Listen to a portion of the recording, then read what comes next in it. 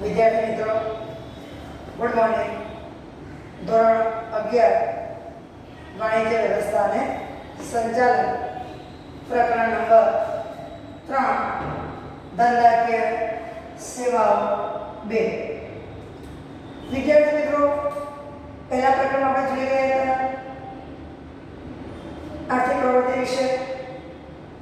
એમાં આપણે નોકરી ધંધો વ્યવસાય જોયો હતો.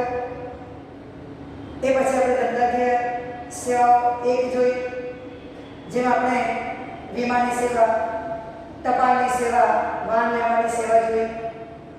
આપણે જોયું હતું કે વેપારની આનુષંગિક સેવાઓ 6 છે: બેંક, વીમો, વખાર, આડતિયા, વાહન વ્યવહાર અને સંદેશાવ્યવહાર. તો જે સેવાઓ આપણે જોઈ એ સિવાયની હવે ની સેવા આવે છે બેંક. બેંકની સેવા એ ફક્ત વેપાર માટે ઉપયોગી નથી, પણ વેપારની સાથે સાથે એ ઉદ્યોગ, કૃષિ ક્ષેત્ર એટલે કે ખેતી, એ દરેક ક્ષેત્ર માટે ઉપયોગી છે. તો વેપારની આનુષંગિક સેવાઓમાં બેંકની સેવા પણ એક અગત્યની સેવા છે. હવે આપણે જોઈએ કે આ બેંક શબ્દ આપણને ક્યાંથી મળ્યો, આ બેંક શબ્દની ઉત્પત્તિ કેવી રીતે થઈ, અને ત્યારબાદ આપણે જોઈશું બેંકનો અર્થ અને એની વ્યાખ્યા. તો વિશ્વની સૌપ્રથમ બેંક ઈસવીસન 1407માં જીનીવા ખાતે એની સ્થાપના કરવામાં આવી હતી. એનો ઉદ્ભવ થયો હતો ઈસવીસન 1407માં. ક્યાં? તો જીનીવા ખાતે. ઈસવીસન 1407માં જીનીવા ખાતે વિશ્વની સૌપ્રથમ બેંકની શરૂઆત થઈ હતી. પ્રાચીન સમયથી બેંકની સેવાઓ કાર્યરત છે, જે આપણે આપણા પ્રાચીન જે પુસ્તકો, ગ્રંથો પરથી આપણે જાણી શકીએ છીએ. ઇટાલિયન શબ્દ બેંચ પરથી બેંક શબ્દની ઉત્પત્તિ થઈ હતી. કયા શબ્દ? ઇટાલિયન શબ્દ બેંચ પરથી બેંક શબ્દની ઉત્પત્તિ થઈ હતી. હવે બેંક શબ્દનો ઉદ્ભવ માટે પ્રાચીન સમયની બીજી પણ એક માન્યતા છે કે રોમન સામ્રાજ્યમાં જે નાના ધીરધારનો ધંધો કરતા હતા એ માસેલા નામે ઓળખાતા હતા. કયા નામે ઓળખાતા હતા? માસેલા નામે. રોમન સામ્રાજ્યમાં જે ધીરધારનો ધંધો કરનાર વ્યક્તિઓ હતા, ધીરધાર એટલે પૈસા ઉછીને આપવા, પૈસાની લેવડ દેવડ કરવી, એ ધીરધારનો ધંધો કરનાર વ્યક્તિઓ એ માસેલા નામે ઓળખાતા હતા. બંધવાડાની વચ્ચોવચ શું કરતા હતા? બેંક નામે ઓળખાતી એક લાંબી બેન્ચ ઉપર તેઓ પોતાની કામચલાઉ અને નાનકડી દુકાન ખોલીને બેસતા હતા. એના પરથી પણ બેંક શબ્દની શરૂઆત થઈ એમ કહેવામાં આવે છે. આપણા ઇતિહાસ પર નજર નાખી તો આપણને ખ્યાલ આવ્યો કે બેંક શબ્દની ઉત્પત્તિ કે ઉદ્ભવ કેવી રીતે થયો. તો આપણે 3 મુદ્દા જોયા. પહેલો મુદ્દો, જે મુદ્દા વિકલ્પોમાં પૂછી શકાય તેવા છે. પહેલો મુદ્દો આપણે શું જોયો કે વિશ્વની સૌપ્રથમ બેંકની શરૂઆત ક્યાં થઈ? તો ક્યાં થઈ? તે આપણે જોયું કે જીનીવા. ક્યારે થઈ? તો ઈસવીસન 1407માં આ વિશ્વની સૌપ્રથમ બેંકની શરૂઆત થઈ. એ પછી આપણે જોયું કે આ બેંક શબ્દ ક્યાંથી ઉતરી આવ્યો, ક્યાંથી આપણને શબ્દ મળી આવ્યો. તો એ માટે પણ બે બાબતો છે. પહેલો, ઇટાલિયન શબ્દ બેંચ પરથી બેંક શબ્દની ઉત્પત્તિ થઈ. પ્રાચીન સમયમાં કેટલી આપણને માહિતી ઉપલબ્ધ થતી છે એના પરથી આપણે એમ કહી શકીએ છીએ કે રોમન સામ્રાજ્યમાં નાણાં જે ધીરધાર હતા તેઓ માસેલા તરીકે ઓળખાતા હતા. તેઓ વાડાની વચ્ચોવચ એક મોટી બેન્ચ નાખીને તેના પર પોતાની કામચલાઉ નાનકડી દુકાન ખોલીને બેસતા હતા. એના પરથી પણ શું થયું? બેંક નામના શબ્દની ઉત્પત્તિ થઈ. હવે આપણે જોઈએ કે બેંક એટલે સાદી ભાષામાં કહીએ તો બેંકિંગની સેવા આપતી સંસ્થા એટલે બેંક. એક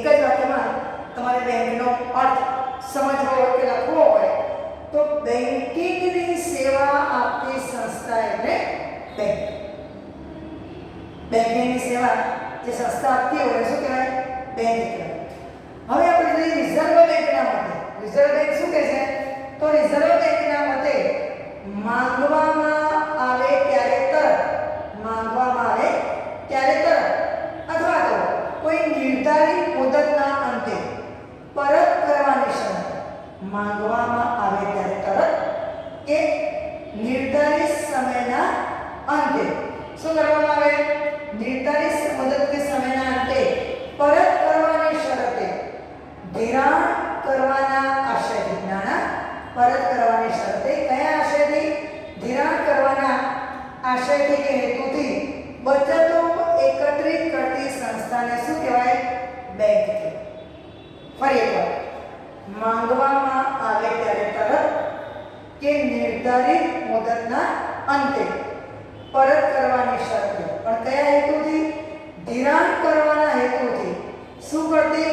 તો બચતો એકત્રિત કરતી જે સંસ્થા છે તેને બેંક કહેવાય. વિદ્યાર્થી મિત્રો, આપણે આપણી સાદી ભાષામાં જોઈએ તો બેંક શું કાર્ય કરે છે? બેંક કોને કહેવાય? તો બેંક લોકો પાસેથી જે ફાજલ નાણાં કે બચતો છે તે એકત્ર કરે છે અને જરૂરિયાતવાળા લોકોની નાણાંનું શું કરે છે? ધિરાણ કરે છે.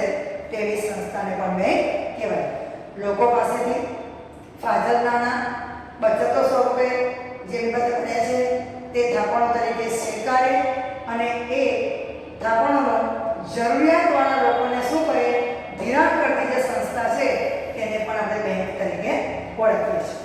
હવે બેંક પોતાનું કામકાજ કેવી રીતે ચલાવે છે? તો બેંક પોતે જે થાપણો સ્વીકારે છે એના પર જે વ્યાજ ચૂકવે છે એ વ્યાજનો દર ઓછો હોય છે અને એ થાપણોનું જે ધિરાણ કરે છે એ ધિરાણનો વ્યાજનો દર વધુ હોય છે. એમાંથી નફો પ્રાપ્ત કરી અને પોતાની પ્રવૃત્તિઓ ચલાવે છે. ઉદાહરણ લઈએ, આપણે સેવિંગ એકાઉન્ટમાં પૈસા મૂકીએ છીએ તે બચત કે સેવિંગ ખાતામાં આપણને 4 કે 5% વ્યાજ બેંક આપે છે અને જ્યારે આપણે બેંક પાસે નાના ઉછીના લેવા જઈએ, લોન લેવા જઈએ, હોમ લોન હોય, પર્સનલ લોન હોય કે એજ્યુકેશન લોન હોય, કોઈ પણ લોન લેવા જઈએ એટલે બેંક આપણી પાસેથી 8%, 9% કે વ્યાજ કે 10% વ્યાજ વસૂલ કરે છે. હવે આપણને વ્યાજ આપે છે કેટલું? 4 કે 5% સેવિંગ એકાઉન્ટ પર.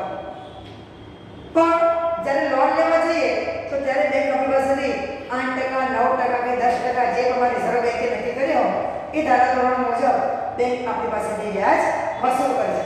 તો જે તફાવત આવ્યો 9% અને 5% અને 4% તફાવત વધ્યો એ તફાવતમાંથી બેંક પોતાનો વહીવટ ચલાવે છે. તો આ રીતે બેંક એ લોકો પાસેથી થાપણો સ્વરૂપે નાણાં સ્વીકારે છે અને જરૂરિયાતવાળા લોકોને એ થાપણો શું કરે છે? ધિરાણ કરે છે. આપણે બેંકની વ્યાખ્યા ફરી એકવાર જોઈએ. રિઝર્વ બેંકના મતે માંગવામાં આવે ત્યારે તરત જ કે નિર્ધારિત મુદતના અંતે, બે બાબતો છે. માંગવામાં આવે ત્યારે તરત જ અથવા નિર્ધારિત મુદતના અંતે શું કરવાના? પરત કરવાની શરતે. માંગવામાં આવે ત્યારે તરત જ કે નિર્ધારિત મુદતના અંતે પરત કરવાની શરતે શું કરે છે? ધિરાણ કરવાના હેતુથી. એ લોકો પાસે થાપણો ધિરાણ કરવાના હેતુથી સ્વીકારે છે. તો ધિરાણ કરવાના હેતુથી બચતો, લોકો પાસેથી બચતો એકત્રિત કરતી સંસ્થાને શું કહેવાય? બેંક કહેવાય. એનાથી સાદી સરળ વ્યાખ્યા, બેંકિંગની સેવા આપતી સંસ્થાને બેંક કહેવાય. એક જ વાક્યમાં લખવું હોય તો બેંકિંગની સેવા આપતી સંસ્થાને બેંક કહેવાય. તો આપણે બેંક શબ્દની ઉત્પત્તિ કેવી રીતે થઈ, બેંકનો અર્થ, બેંકની વ્યાખ્યા આપણે જોઈ. હવે આપણે જોઈએ બેંકના કાર્ય. બેંકના કાર્યોને બે ભાગમાં વિભાજિત કરવામાં આવે છે. પહેલા મુખ્ય કાર્યો અને બીજા ગૌણ કાર્યો. કેટલા ભાગમાં વહેંચવાના છે બેંકના કાર્યોને? બે ભાગમાં. કયા બે ભાગમાં? તો પહેલા મુખ્ય કાર્યો અને બીજું ગૌણ કાર્ય. તો મુખ્ય કાર્ય, મુખ્ય કાર્યમાં પહેલું કયું છે? થાપણો સ્વીકાર. બેંક લોકો પાસેથી એમની જે બચતો છે એ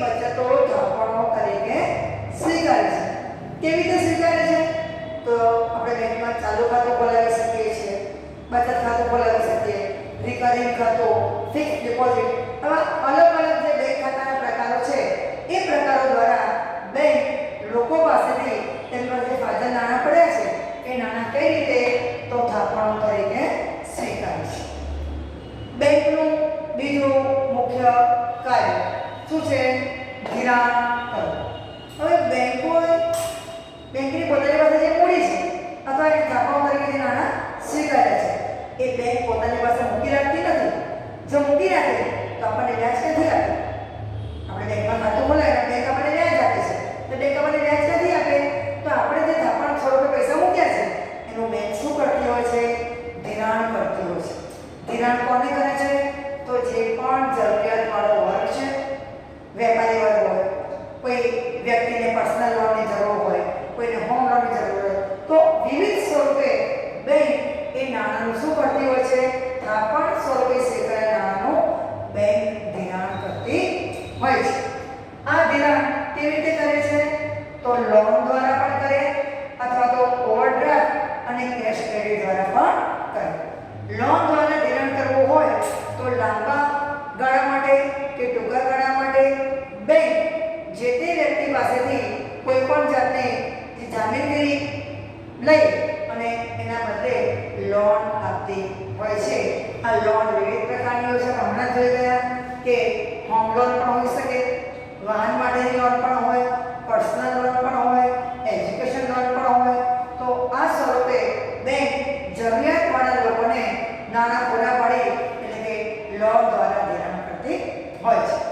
તેના પર વ્યાજનો દર નિશ્ચિત હોય છે. એ દરે બેંક ધિરાણ આપી અને વ્યાજ વસૂલ કરતી હોય છે. પણ આપણને થાપણ પર વ્યાજ આપે છે એના કરતાં લોન પર વ્યાજનો દર કેવો હોય છે? ઊંચો એટલે કે વધુ હોય છે. બીજું, બેંક ધિરાણ કેવી રીતે કરે છે? તો ઓવરડ્રાફ્ટ અને કેશ ક્રેડિટ દ્વારા. હવે ઓવરડ્રાફ્ટ એટલે શું? તો જે પણ વ્યક્તિ ધંધાકીય એકમ કે વેપારીનું બેંકમાં ચાલુ ખાતું એટલે કે કરંટ એકાઉન્ટ હોય તો એમાં જે એની જમા રકમ એટલે કે બેલેન્સ છે તેના કરતાં વધુ રકમ ઉપાડવાની તે બેંક પાસેથી છૂટ મેળવે તો તેને શું કહેવાય? ઓવરડ્રાફ્ટ કહેવાય. વ્યક્તિનું ચાલુ ખાતામાં કે કોઈ ધંધાકીય ચાલુ ખાતામાં જે બેલેન્સ છે એના કરતાં વધુ રકમ ઉપાડવાની સગવડ બેંક તેને આપે તો તેને ઓવરડ્રાફ્ટ કહેવાય. એની મુદત નિશ્ચિત હોય તો તેને કેશ ક્રેડિટ તરીકે ઓળખવામાં આવે છે. તો બેંક ઓવરડ્રાફ્ટ અથવા કેશ ક્રેડિટ દ્વારા પણ નાણાંનું ધિરાણ કરતી હોય છે અને એના દ્વારા વ્યાજ મેળવતી હોય છે. બે કાર્યો આપણે મુખ્ય જોયા. પહેલું કાર્ય જોયું થાપણો સ્વીકારવી અને બીજું કાર્ય જોયું ધિરાણ કરો. ધિરાણ કરવા પાછળ બે મુદ્દા જોયા. એક લોન આપવી અને બીજું બેંક ઓવરડ્રાફ્ટ અથવા કેશ ક્રેડિટ દ્વારા ધિરાણ કરવું. ત્યાર પછીનું કાર્ય છે રોકાણ કરવું. બેંક પાસે પોતાની જે મૂડી છે અને જે તેને થાપણો એકત્ર કરી છે એની સામે જો ધિરાણ તેને ઓછું હોય, ધિરાણની માંગણી ઓછી થઈ હોય તો બેંક પાસે જે ફાજલ નાણાં પડ્યા છે એ નાણાંનું બેંક કોઈ સલામત જગ્યાએ રોકાણ કરતી હોય છે. સરકારી જામીનગીરીઓમાં કે અન્ય કોઈ જગ્યાએ જ્યાં નાણાં સલામત રહેતા હોય અને જ્યારે જરૂર પડે ત્યારે કટોકટી સમયમાં તાત્કાલિક નાણાં મેળવી શકાય એ રીતે બેંક એ નાણાંનું શું કરતી હોય છે? રોકાણ કરતી હોય છે. અને રોકાણ કરી એ નાણાં જે થાપણદારોના છે એ સલામત રીતે રાખે છે. જ્યારે જરૂર પડે ત્યારે એ રોકાણમાંથી નાણાં પરત મેળવી અને થાપણદારોની જરૂરત પ્રમાણે તેને નાણાં પરત પણ કરતી હોય છે. એટલે જ્યારે ધિરાણનું પ્રમાણ ઓછું હોય, થાપણો વધારે હોય, બેંક પાસેની પોતાની મૂડી અને થાપણોની રકમ બંનેમાંથી ધિરાણ કર્યા બાદ બેંકને જરૂર જણાય તો બેંક રોકાણ પણ કરતી હોય છે. અને મોટે ભાગે સરકારી જામીનગીરીમાં મધ્યસ્થીના જે નિયમાવલી છે એ મુજબ સરકારી જામીનગીરીઓમાં બેંક આવું રોકાણ કરતી હોય છે અને કટોકટીના સમયમાં ત્યાંથી નાણાં પરત મેળવી શકતી હોય છે. ત્યાર પછીનું ચોથું મુખ્ય કાર્ય છે આંતર બેંકિંગ વ્યવહાર. હવે નામ જ એનું શું છે? નામ છે આંતર બેંકિંગ. આંતર બેંકિંગ એટલે બેંકો વચ્ચેના વ્યવહાર. વિદ્યાર્થી મિત્રો, કેટલીક વાર એવું બનતું હોય છે કે કોઈ એક બેંકને ખૂબ જ ટૂંકા ગાળા માટે 24 કલાક માટે કે તેથી ઓછામાં સમય માટે નાણાંની તાત્કાલિક જરૂર પડતી હોય છે. તે જ સમયે અન્ય કોઈ બેંક પાસે નાણાં ફાજલ પડ્યા રહેતા હોય છે. તો જે બેંકને નાણાંની જરૂર છે એ બેંક શું કરે, જે બેંક પાસે ફાજલ નાણાં પડ્યા છે તેની પાસેથી નાણાં મેળવે, મંગાવે. તેને શું કહેવાય છે? એને કોલ મની તરીકે ઓળખવામાં આવે છે. શું કહેવાય? એને કોલ મની તરીકે ઓળખવામાં આવે છે. ફરી એકવાર, આંતર બેંકિંગ વ્યવહારો કેટલીક વાર કેટલાક સંજોગોમાં કોઈ બેંકને તાત્કાલિક ખૂબ જ ટૂંકા ગાળા માટે 24 કલાક કે તેથી ઓછા સમયગાળા માટે નાણાંની જરૂરિયાત પડતી હોય છે. તો એ સમયે બીજી કોઈ બેંક પાસે નાણાં ફાજલ પડ્યા હોય છે. તો જે બેંકને નાણાંની જરૂર છે એ બેંક જે બેંક પાસે નાણાં ફાજલ પડ્યા છે એની પાસેથી નાણાં મેળવે તો તેને કોલ મની તરીકે ઓળખવામાં આવે છે. આવી રીતે મેળવેલા નાણાં પર જે નાણાં મેળવેલી બેંકે વ્યાજ પણ ચૂકવવું પડે છે એને કોલ મની રેટ તરીકે ઓળખવામાં આવે છે. શું કહેવાય છે? કોલ મની રેટ તરીકે ઓળખવામાં આવે છે. નાણાંની માંગ અને પુરવઠોની જરૂરિયાત કેવી છે એના આધારે આ કોલ મની રેટ નક્કી કરવામાં આવે છે. તો આ રીતે આપણે જોયું બેંકના કાર્યોમાં મુખ્ય કાર્યો આપણે 4 જોયા. કયા 4 કાર્ય જોયા? તો પહેલું થાપણો સ્વીકારવી, બીજું ધિરાણ કરવું, એમાં લોન દ્વારા ધિરાણ કરવું અથવા બેંક ઓવરડ્રાફ્ટ ફેસિલિટી દ્વારા ધિરાણ કરવું. ત્રીજું કાર્ય આપણે જોયું રોકાણ કરવું અને ચોથું કાર્ય આપણે જોયું આંતર બેંકિંગ વ્યવહારો. એમાં 2 શબ્દો આપણે જોયા, કોલ મની અને કોલ મની રેટ. કેટલીક વાર ટૂંકો પ્રશ્ન પૂછાય છે, કોલ મની એટલે શું અથવા કોલ મની રેટ કેવી રીતે નક્કી કરવામાં આવે છે, આંતર બેંકિંગ વ્યવહારો કોને કહેવાય? તો આવા ટૂંકા પ્રશ્નો પણ એક માર્કના આમાંથી પૂછી શકે. હવે બેંકના મુખ્ય કાર્યો પછી આવે છે બેંકના ગૌણ કાર્ય. આપણે મુખ્ય કાર્ય જોયા, તે મુખ્ય કાર્ય પછી કયા કાર્યો આવે છે? એ પછીના કાર્યો આવે છે બેંકના ગૌણ કાર્યો. તો ગૌણ કાર્યમાં પ્રથમ કાર્ય છે ગ્રાહકોના નાણાકીય વ્યવહારો સંભાળવા. વિદ્યાર્થી મિત્રો, બેંકો આજે ફક્ત થાપણો સ્વીકારે અને ધિરાણનું કાર્ય કરતી નથી. અને બેંકના કાર્યો ખૂબ જ વિસ્તૃત પહોળાપણમાં બની ગયા છે. બેંક થાપણો સ્વીકારવા, ધિરાણ કરવા ઉપરાંત પણ ગ્રાહકોના કેટલાક કાર્યો કરે છે. ગ્રાહકો એના ખાતેદારો કેટલાક કાર્યો કરે છે. કયા કાર્યો કરે છે? તો ચેકના નાણાં વસૂલ કરી આપવા, ચેકના નાણાં ચૂકવી આપવા, વીજળીના બિલ ભરી આપવા, વીમા પ્રીમિયમ ભરવો, ટેલિફોન બિલ ભરવા. તો આવા બધા ઘણા બધા કાર્યો છે જે ગ્રાહકો વતી બેંક કરે છે. તો ગૌણ કાર્યમાં પ્રથમ કાર્ય છે ગ્રાહકોના નાણાકીય વ્યવહારો સંભાળવા.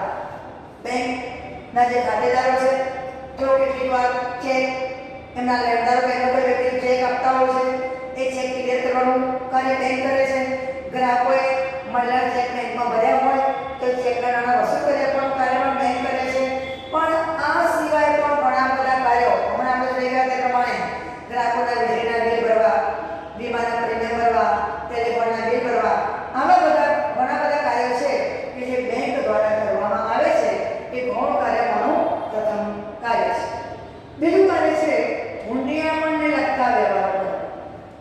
વિદ્યાર્થી મિત્રો, વિદેશ વેપારમાં જે આયાત જકાતના વ્યવહાર થાય છે, આયાત એટલે આપણે વાણિજ્ય વ્યવસ્થામાં અગાઉના પ્રકરણમાં જોઈ ગયા છે, આયાત અને નિકાસ કોને કહેવાય? તો વિદેશમાંથી માલ મંગાવીએ તો આયાત કહેવાય અને વિદેશમાં માલ આપણે વેચીએ તો શું કહેવાય? નિકાસ કહેવાય. તો આયાત અને નિકાસ જે વિદેશ વેપારમાં આપણે વ્યવહારો કરીએ છીએ એમાં જે વ્યવહારો બેંક થ્રુ કરવાના હોય છે, તો એ વ્યવહારો વિદેશી હુંડિયામણ લગતા વ્યવહારો છે એ વ્યવહારો પણ બેંક દ્વારા કરવામાં આવે છે. વિદેશ વેપારમાં નાણાં વસૂલ કરી આપવા, નાણાં મોકલવા, દસ્તાવેજો મંગાવવા, દસ્તાવેજો મોકલવા, આવા ઘણા બધા કાર્યો કરવાના થતા હોય છે. તો આ જે વિદેશી હુંડિયામણને લગતા કાર્યો છે એ કાર્યો પણ રિઝર્વ બેંકે જે બેંકોને ઓથોરિટી આપી હોય એ બેંકો દ્વારા આ હુંડિયામણને લગતા કાર્યો પણ કરવામાં આવે છે.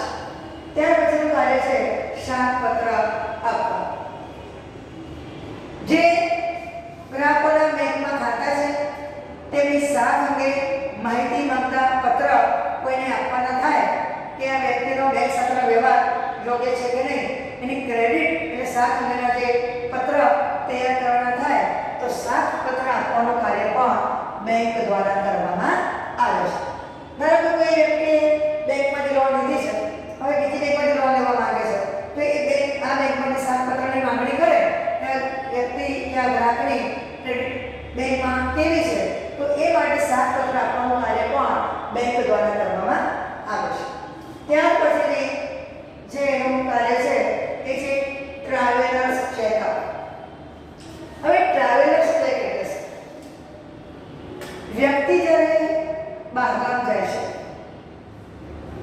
તો બહારગામ નાણાં સાથે લઈ જવા પડે છે.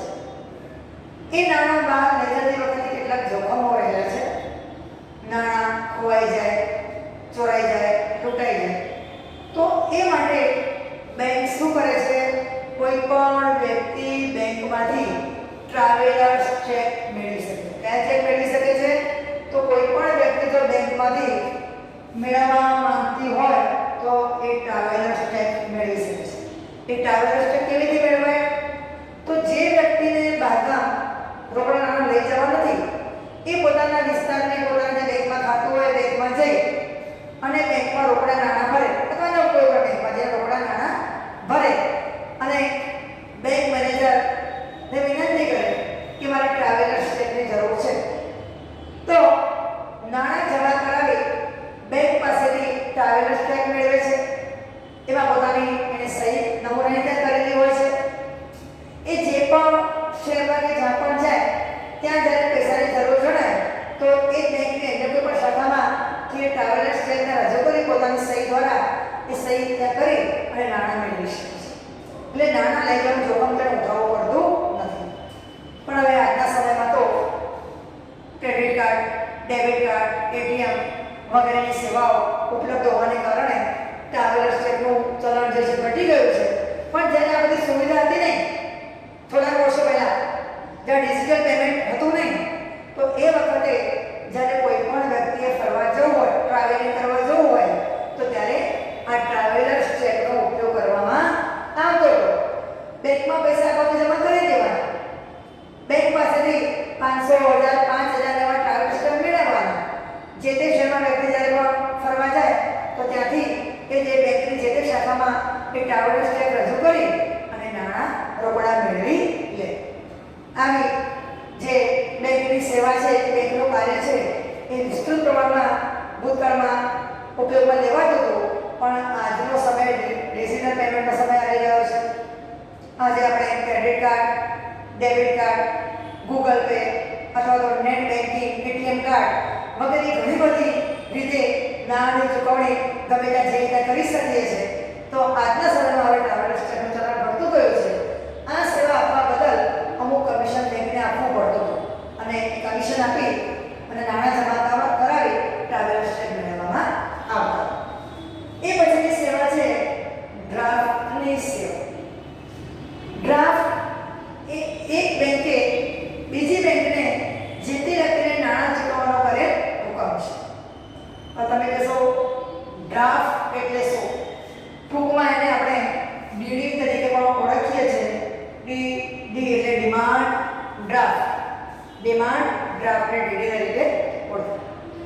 હવે ધારો કે આપણે અમદાવાદથી મુંબઈ કરીને પૈસા મોકલવા સગાવાળાને પૈસા મોકલવા માંગીએ છીએ તો આપણે અહીંની બેંકમાં જઈ અને પૈસા ભરી ડ્રાફ્ટ મેળવીએ. એ માટે બેંક મેનેજરને અરજી આપવી પડે, ડ્રાફ્ટ કઢાવવાનો થોડો ચાર્જ પણ ચૂકવવો પડે. આપણે પૈસા ભરી અને ડ્રાફ્ટ મેળવીએ. એ ડ્રાફ્ટ આપણે આપણા સંબંધીને મુંબઈ જ્યાં પૈસાની જરૂર છે એ ડ્રાફ્ટ આપણે મોકલી આપીએ. એ ત્યાંની પોતાની જે પણ બેંકમાં એનું ખાતું હોય અન્ય બેંકમાંથી પોતાનું આઈડી પર રજૂ કરી અને ડ્રાફ્ટના નાણાં મેળવી શકે. તો આ રીતે બેંક દ્વારા ડ્રાફ્ટની સેવા પણ આપવામાં આવે છે. ત્યાર પછીનું બેંકનું ગૌણ કાર્ય છે બેંક સાથે જોડાયેલ વ્યક્તિના સાથ અંગેની માહિતી આપવી. બેંક સાથે જે પણ ખાતેદારો કે વ્યક્તિઓ જોડાયેલી છે એ વ્યક્તિઓની સાથની માહિતી કોઈ પણ અન્ય બેંક કે કોઈ વ્યક્તિને જરૂર હોય તો તે આપવાનું કાર્ય બેંક દ્વારા કરવામાં આવે છે. એને બેંક સાથે જોડાયેલ વ્યક્તિની સાખની માહિતી તરીકે ઓળખવામાં આવે છે. ત્યાર પછીનું કાર્ય છે બાંહેધરી દલાલ તરીકે સેવા આપવી. જ્યારે કોઈ પણ કંપની શેર કે ડિબેન્ચર બહાર પાડે છે તો એ શેર કે ડિબેન્ચર પૂરેપૂરા લોકો ખરીદશે એટલે બધા શેર કે ડિબેન્ચર વેચાઈ જશે એવી કોઈ ખાતરી હોતી નથી. તો તે વખતે બાંહેધરી આપવાનું કાર્ય બેંક દ્વારા કરવામાં આવે છે. જે બાંહેધરી દલાલ આવી બાંહેધરી આપવાનું કાર્ય કરે છે કે શેર કે ડિબેન્ચર નહીં વેચાય તો બાકીના શેર કે ડિબેન્ચર ખરીદી લઈશું. તો આવી બાંહેધરી આપવાનું કાર્ય બેંક દ્વારા પણ કરવામાં આવતું હોય તો તેને બાંહેધરી દલાલ તરીકેની સેવા આપી કહેવાય. આવું કાર્ય કર્યા બદલ તેને કમિશન આપવામાં આવે છે. એને બાંહેધરી કમિશન તરીકે ઓળખવામાં આવે છે. જ્યારે કોઈ પણ નવી કંપની સ્થાપતી હોય તો શેર કે ડિબેન્ચર બહાર પાડે છે, પણ જેટલા શેર કે ડિબેન્ચર બહાર પાડ્યા એ બધા જ વેચાઈ જશે એવી ખાતરી કે ગેરંટી હોતી નથી. તો એ માટે કેટલાક દલાલો આવી બાંહેધરી આપે છે. એ દલાલોની જેમ બેંક દ્વારા પણ આવી ખાતરી આપવામાં આવે તેને બાંહેધરી દલાલ તરીકેનું કાર્ય કર્યું કહેવાય. હવે બેંકનું છેલ્લું ગૌણ કાર્ય અન્ય સંબંધિત સેવા પૂરી પાડવી. કઈ સેવાઓ? તો એટીએમની સેવા, ડીમેટ ખાતા ખોલાવવાની સેવા અથવા સેફ ડિપોઝિટ વોલેટની સેવા પણ બેંક આપણને આપે છે. વિદ્યાર્થી મિત્રો, તમે એટીએમ સેવાથી તો વાકેફ જ છો. એટીએમ કાર્ડ દ્વારા આપણે અઠવાડિયાના 7 દિવસ અને દિવસના 24 કલાક આ સુવિધા બેંક દ્વારા પૂરી પાડવામાં આવે છે. આપણે ગમે તે બેંકનું એટીએમ હોય તો ગમે તે એટીએમ માંથી નાણાં તાત્કાલિક ઉપાડી શકીએ છીએ. જ્યારે આપણને જરૂર હોય ત્યારે દિવસના 24 કલાક અને અઠવાડિયાના 7 દિવસ બેંક આપણને આ સેવા પૂરી પાડે છે, જેને આપણે એટીએમ સેવા કહીએ છીએ. તે સિવાય શેર બજારના વ્યવહારો કરવા માટે આજના સમયમાં ડીમેટ ખાતું ખોલાવવું અનિવાર્ય છે. તમારા ડીમેટ ખાતા ખોલાવવાની સુવિધા પણ બેંક દ્વારા આપવામાં આવે છે. તેમજ કિંમતી વસ્તુઓ અને દસ્તાવેજો કે દાગીના સાચવવા માટે બેંક દ્વારા સેફ ડિપોઝિટ વોલેટની સુવિધા પણ આપવામાં આવે છે, જેને આપણે લોકરની સુવિધા તરીકે ઓળખીએ છીએ. એના બદલામાં બેંક આપણી પાસે ભાડું વસૂલ કરે છે અથવા અમુક રકમ આપણે ફિક્સ ડિપોઝિટ તરીકે મૂકવી પડે છે. પણ આપણા કિંમતી દસ્તાવેજો કે અન્ય કોઈ કિંમતી ચીજ વસ્તુઓ હોય તે સાચવવા માટેની સેફ ડિપોઝિટ વોલેટની સુવિધા પણ બેંક દ્વારા પૂરી પાડવામાં આવે છે. તો વિદ્યાર્થી મિત્રો, આજે આપણે બેંક શબ્દની ઉત્પત્તિ કેવી રીતે થઈ, બેંકનો અર્થ, બેંકની વ્યાખ્યા, બેંકના મુખ્ય અને ગૌણ કાર્યો વિશે જોયું. હવે આગળ આપણે આવતા લેક્ચરમાં જોઈશું. આપણે જેટલા પ્રકરણ ચાલી ગયા છે એ પ્રકરણનું સ્વાધ્યાય તમારે તમારા સ્વાધ્યાયના ચોપડામાં લખવાનું છે અને જ્યારે મેં મંગાવીએ ત્યારે તમારે ચોપડા જમા કરાવવાના થશે. તો સ્વાધ્યાય લખવાનું શરૂ કરજો જેથી તમારું નિયમિત કાર્ય પૂરું થતું રહે. અસ્તુ.